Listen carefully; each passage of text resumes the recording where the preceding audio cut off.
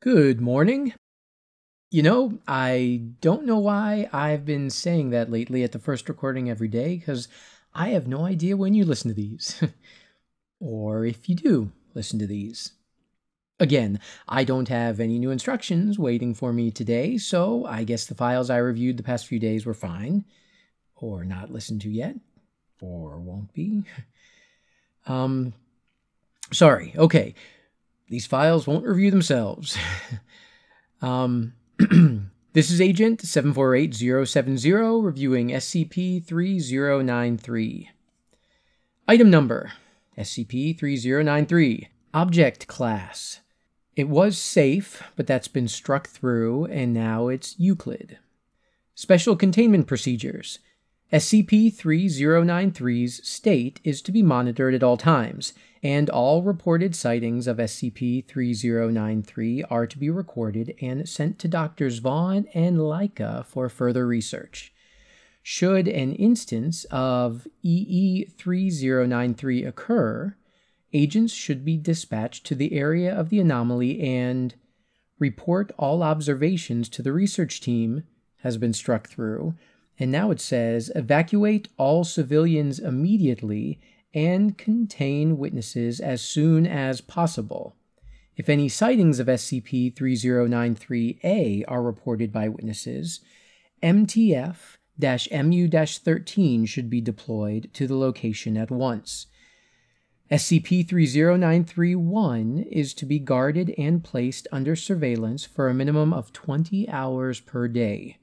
SCP-3093-1 has been instructed to notify personnel of any recurrences of EE-3093. Description: SCP-3093 is a wavelength of color thought to be located at 105, -101, -23 on the C-Lab color space spectrum grid. Footnote 1. The C-Lab or Hunter Lab color space is the most modern three-dimensional representation of the visible light spectrum.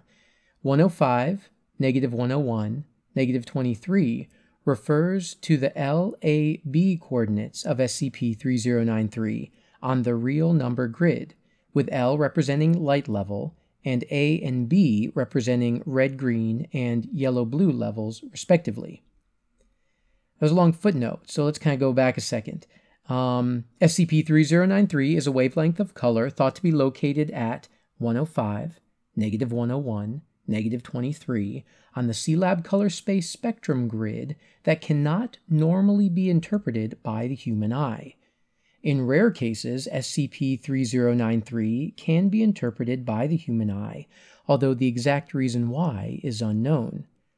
It is hypothesized that certain light environments enable the eye to perceive external instances of otherwise invisible light.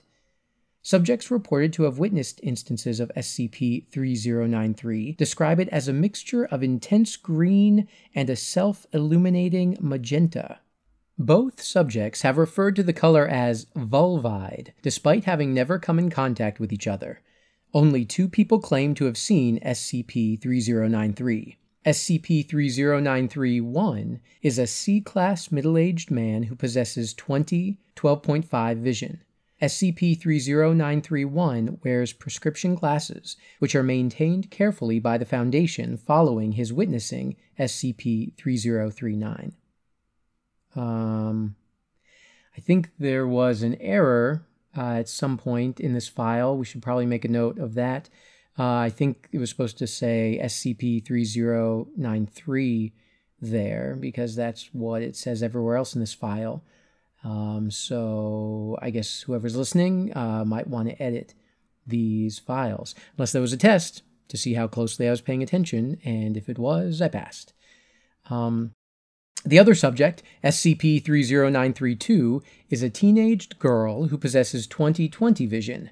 SCP-30932 is the first known witness of the EE-3093 anomaly and is thus under heavy surveillance, has been struck through, so it now says, and is since deceased. Very rarely, SCP-3093 will accompany an occurrence of EE-3093, as well as an appearance of SCP-3093-A. SCP-3093-A is a humanoid figure that has been described by SCP-3093-2 as featureless and bathed in the vulvide color. SCP-3093-A has not been seen by anyone except SCP-3093-2, though its existence has been proven by Dr. Vaughn. SCP-3093-A has not been observed to interact with subjects or attempt contact and should be considered safe. This last part has been struck through, so now it says SCP-3093-A is extremely hostile when provoked and should be avoided at all costs following Incident 3093 F1B. EE-3093 is an anomalous event in which a subject is able to see SCP-3093-A and its activities. The results of the only test conducted provide too little data to prove the exact circumstances under which EE-3093 occurs. Interview 3093-A. The following is an interview of SCP-3093-1 following the first known sighting of SCP-3093. Dr. Ingrid Leica. So, can you please describe this incident? SCP-3093-1. I know it sounds crazy, but it's true. What I saw, it was almost unreal, but it was real. It was real. Begin log 20. Dr. Leica. Please detail the situation in which you observed the phenomenon. SCP-3093-1. Well, it had been a long night and I was passed out on the bed. Dr. Leica. We just need the details of what actually happened, Mr. Okay, I've been thinking about it, and saying all of the numbers and names in these interviews really slows everything down and kind of gets annoying. So, if it's okay, I'm going to just sort of change their voices a little. Okay, moving on. So remember, SCP-3093-1 was the older gentleman. Right. And yes, the stutter is actually in the transcript. Right. Well, I woke up and the room was bathed in this bizarre light, but all the windows were closed and the lights were all off. It wasn't coming from anywhere. There was no source. It was just there. Can you describe the nature of this light? It was a color I'd never seen before. It was like a mixture of pink and green, except it wasn't. I still can't recreate it in my mind. I wasn't drunk or high or anything, I swear. We know that, sir. We tested your blood when we brought you here. You probably think I'm insane. No, I can assure you we think you're perfectly sane. Now, can you describe anything else you saw? Well, after I got up, the light faded a bit. I thought it was just a hallucination, but then I saw the room. Every surface was covered in blurry vulvide writing. Vulvide? Sorry, I don't know why I said that. It just fits, doesn't it? Then it says Dr. Leica's mumbling something. So the room was covered in writing. Could you identify the language? I couldn't tell. It was like it was permanently out of focus. It looked vaguely like the Greek alphabet, I guess. And what happened then? Then it all disappeared. I blinked and the lights and writing were gone. And one more thing, Mr. Are you familiar with the girl in this photo? No clue who that is. An old girlfriend of mine? No, actually, who is she? I believe that concludes this interview. We'll escort you to your containment cell in a moment. Wait, what? Wait, you said... End log 2007. Interview 3093-B. The following interview is an interview conducted with SCP-3093-2. SCP-3093-2. I don't know why I have to be here, honestly. Dr. Terrence Vaughn. Please cooperate, Miss.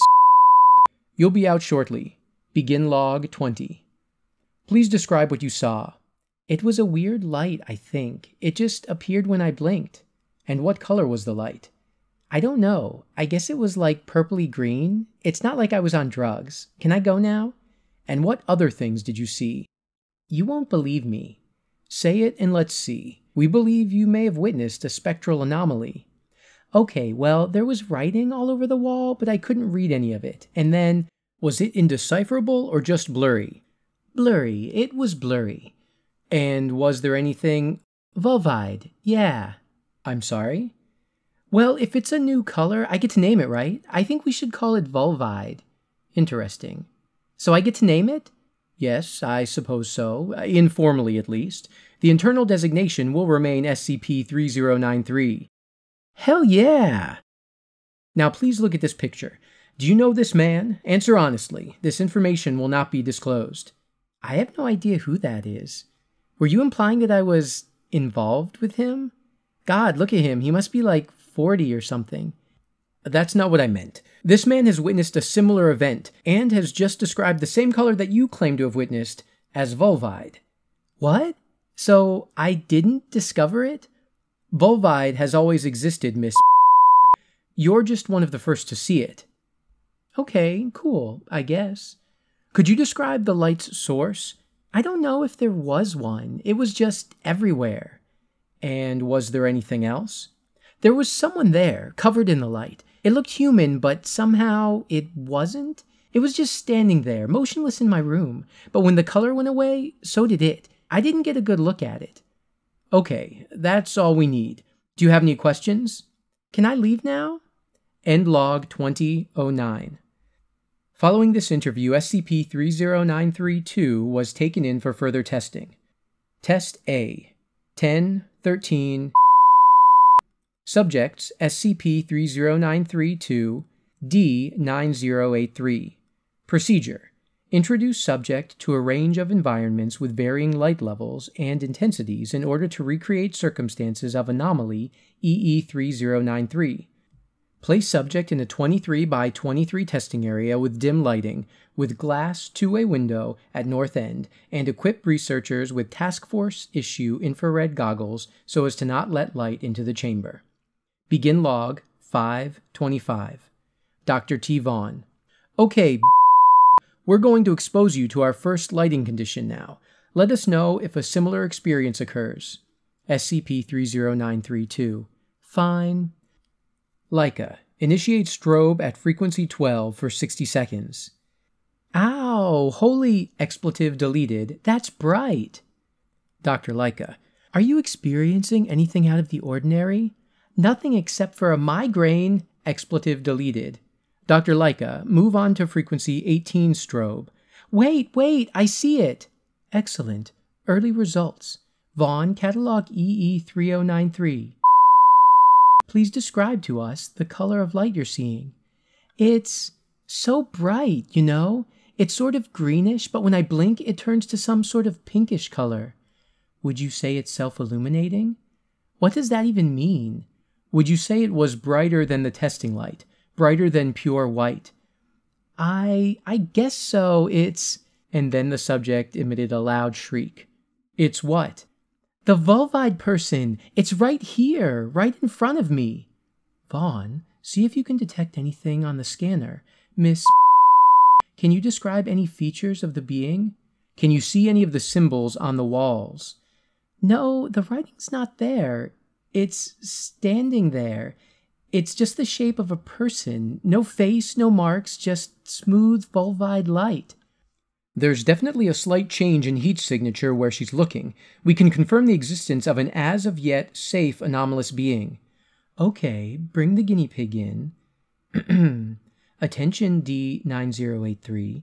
Please approach SCP-30932 in an orderly manner and position yourself approximately 2 meters away from her. If you refuse to comply, you will be terminated. D9083. Geez, I'm gonna have a seizure from this light. Oh hey, little lady, what you looking at? That's enough, D9083. Please extend your left arm in front of you. What is this even? There's nothing here. Miss, I can't see what... Loud cries of agony.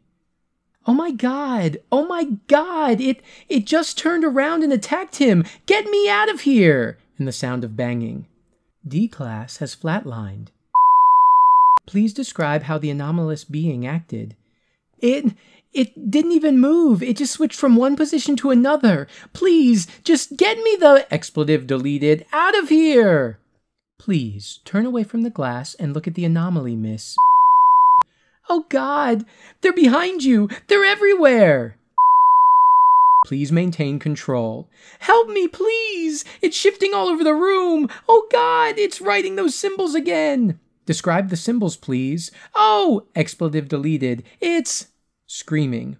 Subject SCP-30932 has flatlined.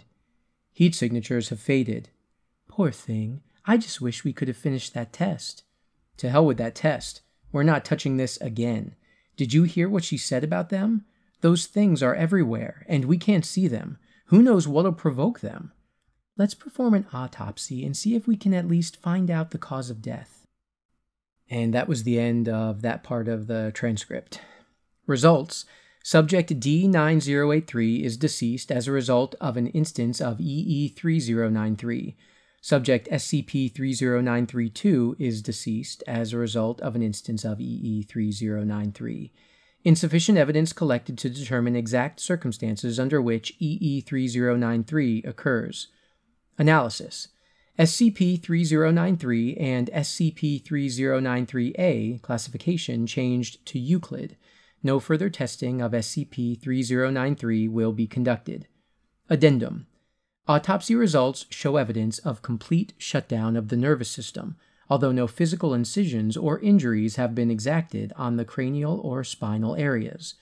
The only visible exterior damage was to the corneas of both subjects' eyes, which, when removed, had an encrypted message in Greek letters, which read, I don't know Greek letters. There's one that looks like an E, one that looks like an H, Y, and that same E1 again.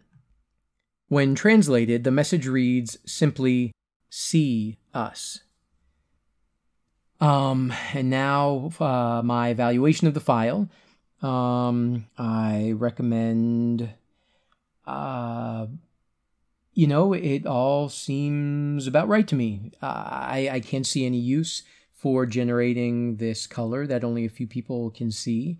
And it seems to bring along with it, or maybe illuminate to people who can see this color, these beings that then somehow seem to be able to kill people.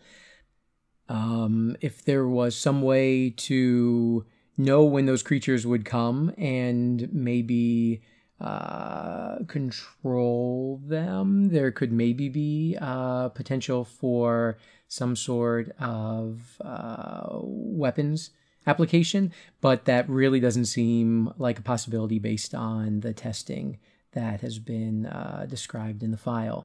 So I think everything should probably be left as is, and that is my evaluation. This has been SCP-3093, and this is Agent 748070 signing off. Oh, no, that sounded stupid.